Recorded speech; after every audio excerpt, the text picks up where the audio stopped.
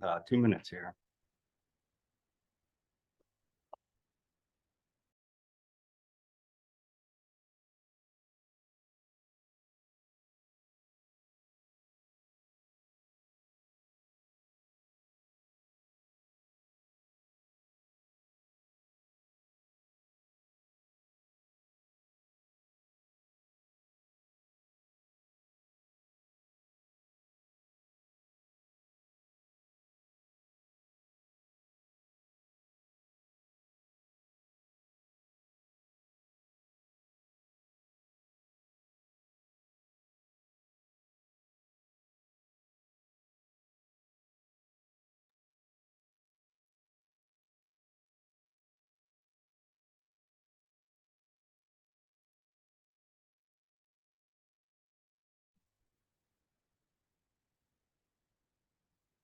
Good evening. My name is Jason Coleman. I'm the Public Information Officer with the Delaware Office of Highway Safety.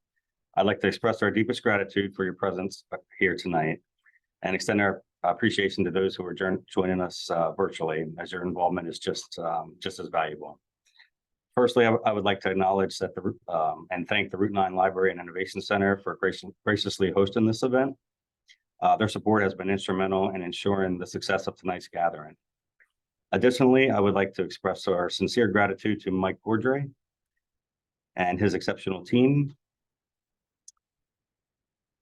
from Aloysius Butler and Clark. It's our marketing agency partner, whose expertise and contributions were vital in planning and coordinating these town hall sessions. Tonight, we gather here with a shared goal to improve safety on our roadways. Your presence and participation are a testament to your dedication and commitment to creating a safer environment for every individual who travels on Delaware roads. We understand the importance of collaborative efforts when it comes to addressing road safety challenges, and that's why we're grateful for your presence here tonight. Tonight, I would like to walk through the agenda and the expectations for the event tonight. First, we're going to be discussing who is the Delaware Office of Highway Safety and our role that we play with traffic safety. We're going to get into deeper dives of the purpose of the open forum for this town hall and discuss some key topics that we've noticed across the state and Kent County, or Newcastle County, I'm sorry, for tonight's topics. Then we're going to gather and split out into different groups to have breakout sessions where you'll be able to share your concerns and ideas for improvements for traffic safety. Then after the breakout sessions, we're going to gather back here to kind of go over some highlights of what we discussed. And then we'll have our closing. And after our closing, there will be an opportunity. We'll have a survey. That's a quick survey that you can fill out. So you'll be able to have a chance to list any additional items or concerns that you weren't able to address earlier in the breakout sessions tonight. So with that being said, I'd like to introduce the Director of the Office of Highway Safety, Sharon Bryson.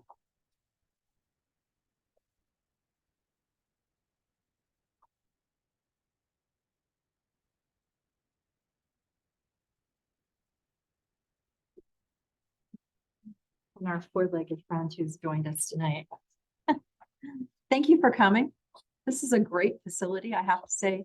As long as I've been in Delaware, I did not realize that this gem of a facility was sitting here. So we really appreciate them allowing us to use the facility. As Jason said, we are here to engage and have discussion about your thoughts with regard to highway safety.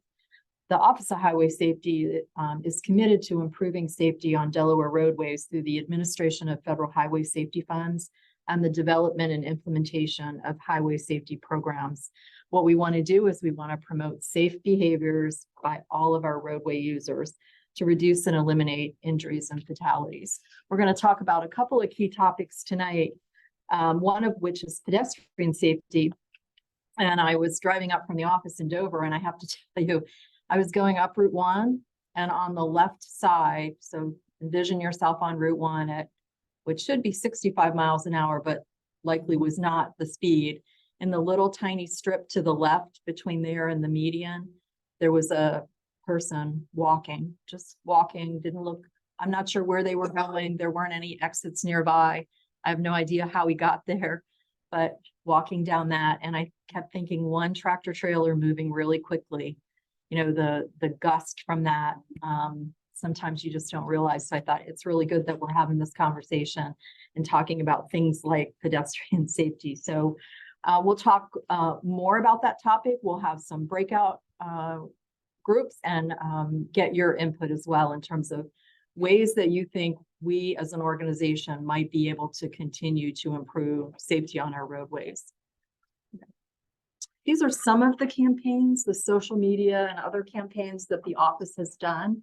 Gives you a little idea if you think click it or ticket, drive sober, slow down in children in the crossing areas around schools. Think those kind of behavioral related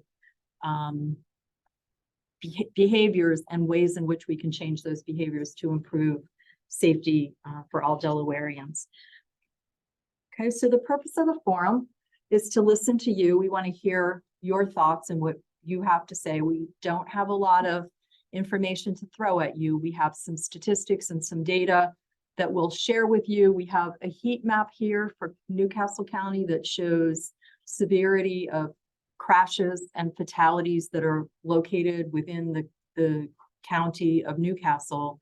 But we want to hear your thoughts with regard to that. We want to learn from you and hear and encourage you, invite you to speak up and engage as a community to try and solve these problems together. We've had two town hall meetings. We did one in Georgetown. We did one in Kent County last night.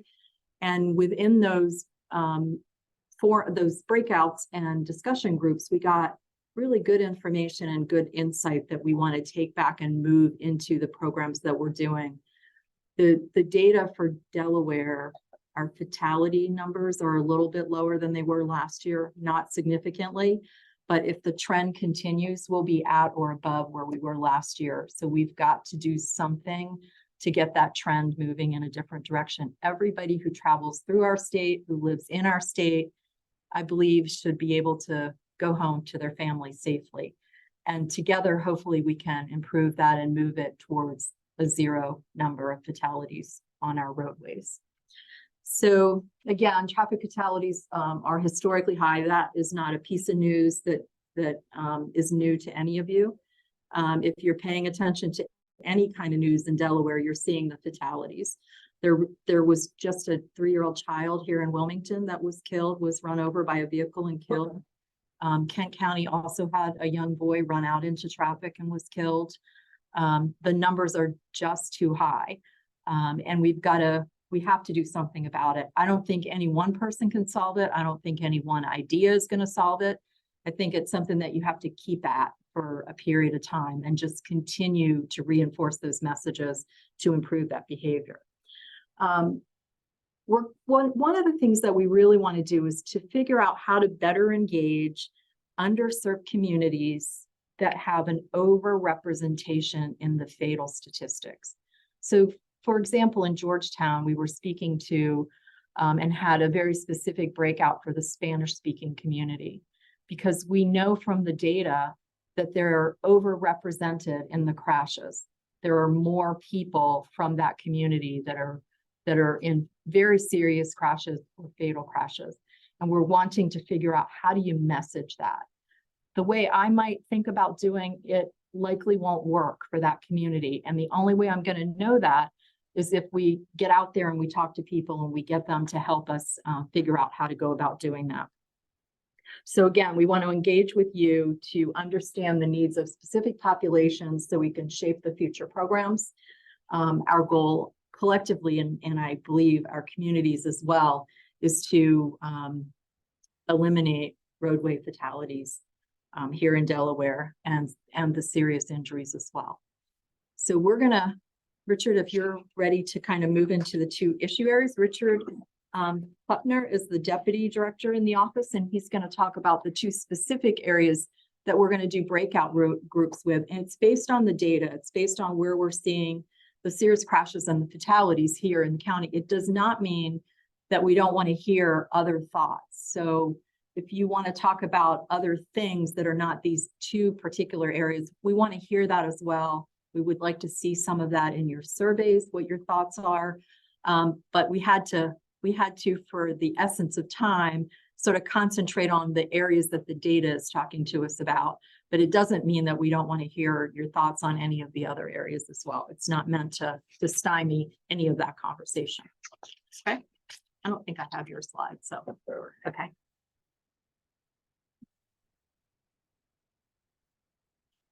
Again, thank you everybody for coming out tonight. So I'm going to share a few pieces of data within our pedestrian safety and speed safety programs to hopefully drive some of the conversation tonight.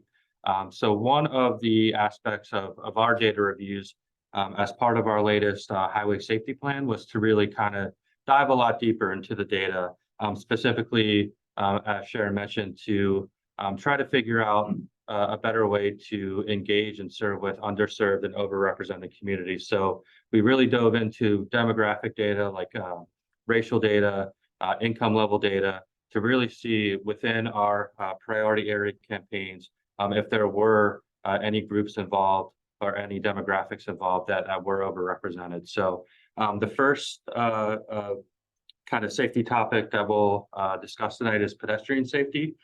This has obviously been a big key issue in Newcastle County for many years now. We're well aware of, even just Route 9 through here, Philadelphia Pike, Kirkwood Highway, and basically the entire city of Wilmington, where we're seeing a lot of pedestrian crashes. So first, we have 73% of pedestrian-related crashes in Delaware have occurred in Newcastle County over the last 5 years.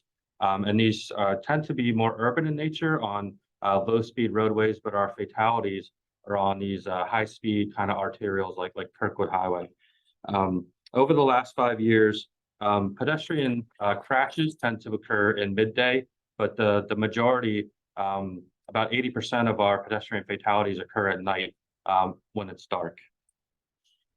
There were 250 pedestrian-related crashes involving individuals 19 and under in Newcastle County, with over 100 of these being individuals aged 15 through 19. So with our fatal data, we typically see middle-aged male as a pedestrian fatality, but a lot of injuries are occurring to basically kids 19 and under, mostly on 25-mile-an-hour roadways.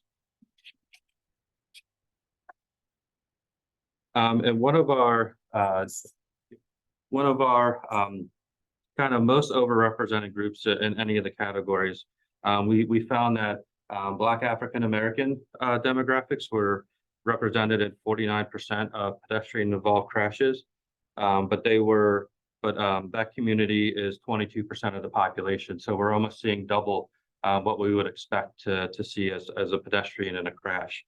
And of the 2,077 pedestrian-related crashes over the last 5 years, 657 of them were within the city of Wilmington.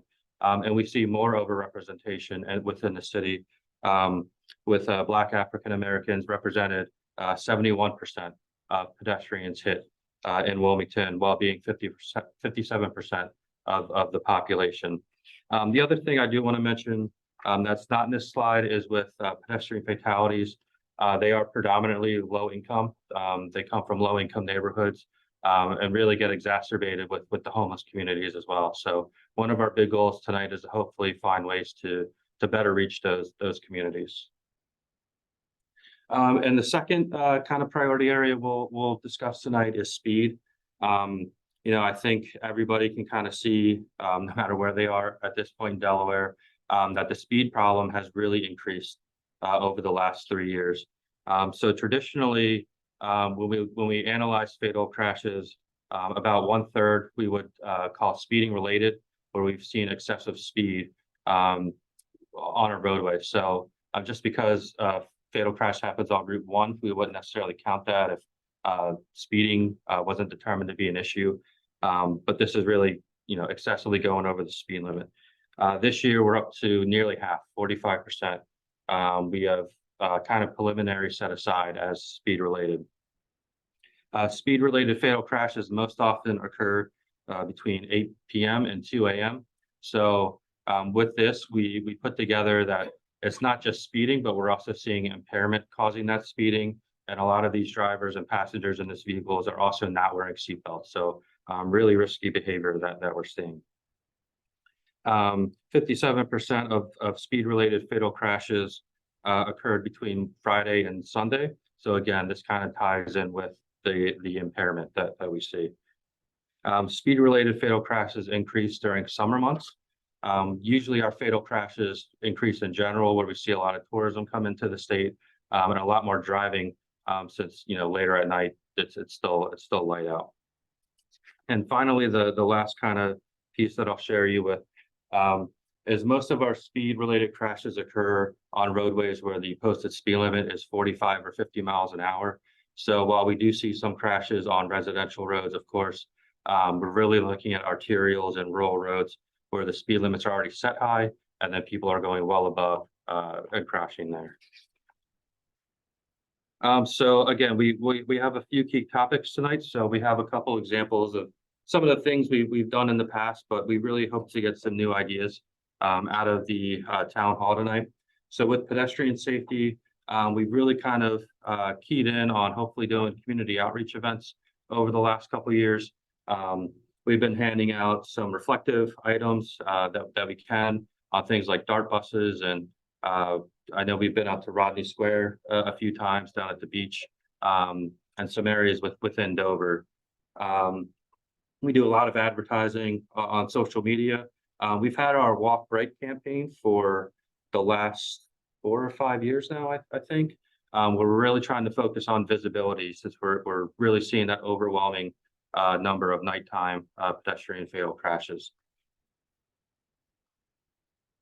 And finally, with speed, again, we kind of carry through a lot of the same tactics here. Excuse me.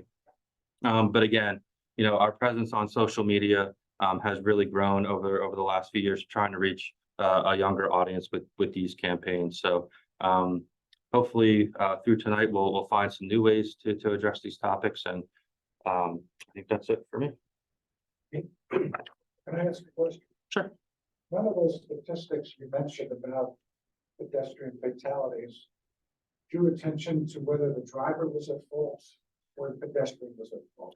Sure. So within our data, the crash reports typically mention pedestrian error as the determinant of the crash. I would say it's usually somewhere between 90 and 95%.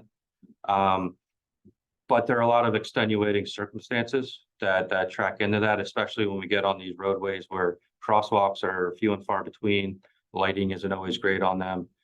So we try to manage that and figure out a kind of a deeper or a more layered kind of focus than just saying had a crash, driver at fault. But our data leans heavily on pedestrians for that. Great. Thank you, Richard. Thanks. So now we're going to break out into sessions where this is a chance for all of you to really share, you know, all of the feedback that you came. I know a lot of you came with feedback already, and we're going to ask some pointed questions that help, you know, drive even more. For our virtual audience, you are going to be led by Chris McEntee in your virtual session. So please, you know, this is a chance to really share all that's on your mind. After our breakout sessions, we are going to come back and just do a quick little recap of some of the things that we heard. And then we're going to leave a little time at the end for a survey that you'll be able to do either in person with pens or on your phones. We'll have a QR code. It'll take you right to the website. So thank you, everybody. So if it's okay, we'd like to have the group raise your hand if you are here to be a part of our focus group. I think we're going to take, if it's okay, going to have you three. We're going to go over into this room, if that's okay. If you two would mind staying right back in this corner, that would be great. And I will have the three of you right here, and if you don't mind joining over here, that would be great too. All right. Any questions? Thank you again for joining us. Really, this is a chance to gather some great feedback.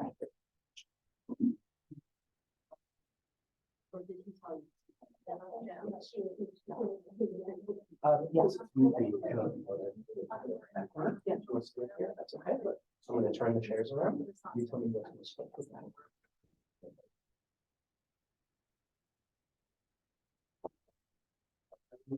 We have a table set up here.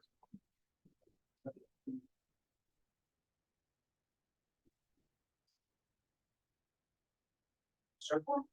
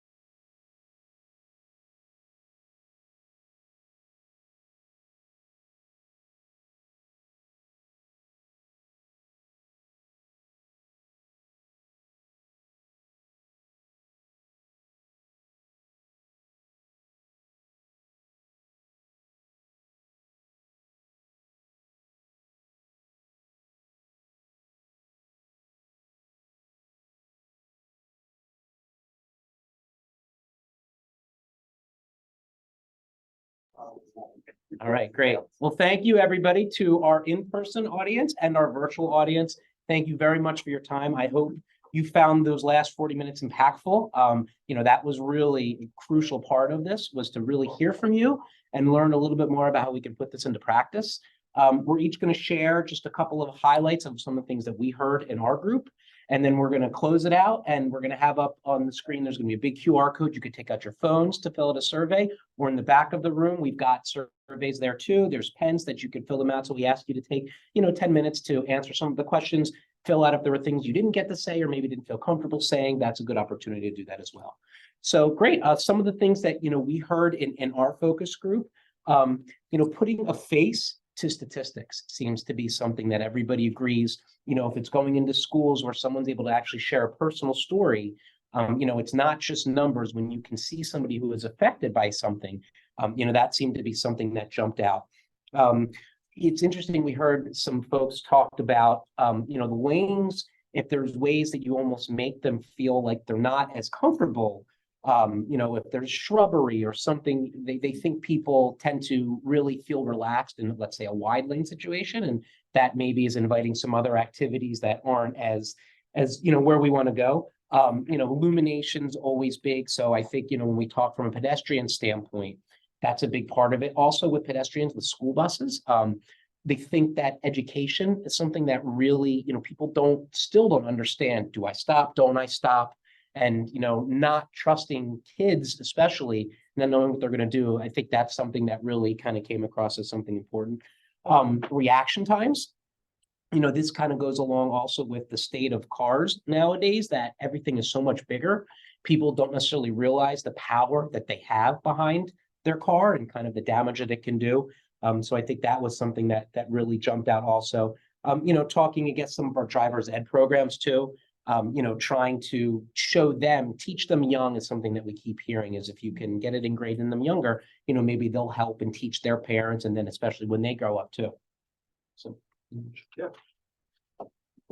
Yeah, in my group, we had some pretty interesting ideas. One of them is, tonight we got up and talked a lot about crash and fatality statistics. And one of the gentlemen had an interesting idea to talk about the enforcement part of it, how many tickets have been issued in respective neighborhoods. And you could sort of promote that, through social media or specific community newspapers. So instead of focusing so much on crash and fatalities, you still do that and tell the stories, but layer that with the enforcement message about number of tickets that have been given for speeding, for example, in a specific neighborhood. And that is the incentive to change your behavior if you know that is a potential situation that you could get yourself in. So I thought that was interesting. Then we talked specifically, this is a town hall community-based ideas we were looking for. So we talked specifically about some opportunities in North Wilmington, whether it's YMCA, JCC, Art and Fair in groups in that area. And gentleman from Newark talked about, the university, obviously with a lot of pedestrians on campus and partnering with the University of Delaware and things like local swim clubs and things like that. And one of the other things we talked about too is just simplifying the message, looking at some particularly around pedestrian with youth. And I think we used the example of the sort of the success from years ago with the Smokey the Bear campaign, and trying to find our sort of version of that, and simplifying the message and with repetition, getting the message out, particularly around pedestrian safety. So there were a lot of similarities, some in terms of groups to reach out, obviously community centers, libraries like we're in right now, Little League, Scouts. One thing was to really partner with schools in the target zips, like for prom night. Is there a sponsored event after to keep all of the kids in one spot?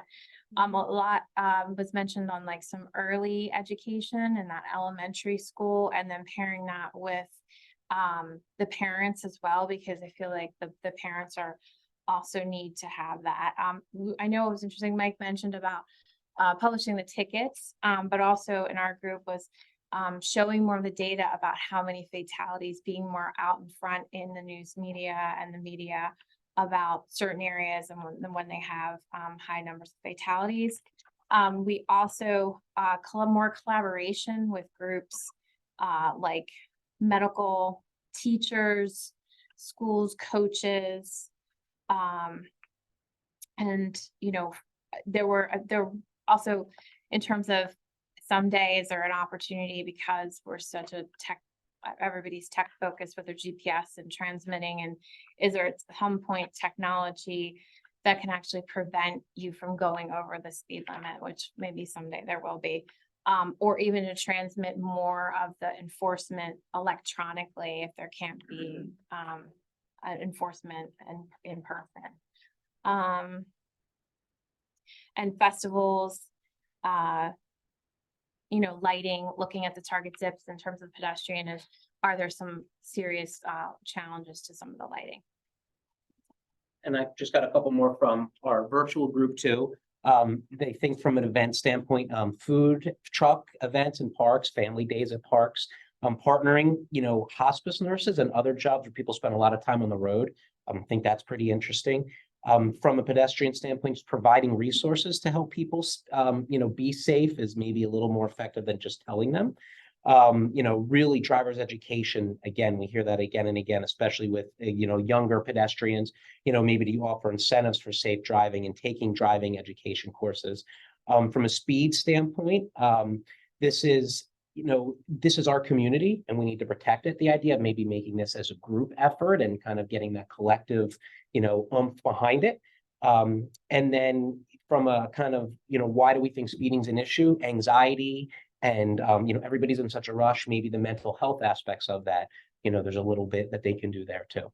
So I think that, you know, pretty much wraps up our sessions today. Again, we can't thank you enough for being out here and for sharing your thoughts with us. For those of you in person, on our screen, we have a QR code. You just have to take out your camera, line it up with QR code, and it'll take you directly to the link where you can fill it out on your phone. Or in the back, we have surveys that you could do by pen.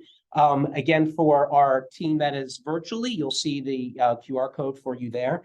And again, we really can't thank everybody enough. You know, if there's any questions, obviously some of us are still here to answer, but please, by all means, share as much as you can. And, you know, we like to keep coming back. Anytime you see us, there's events, talk to us. This is what we do to help improve and move forward. So thank you, everybody.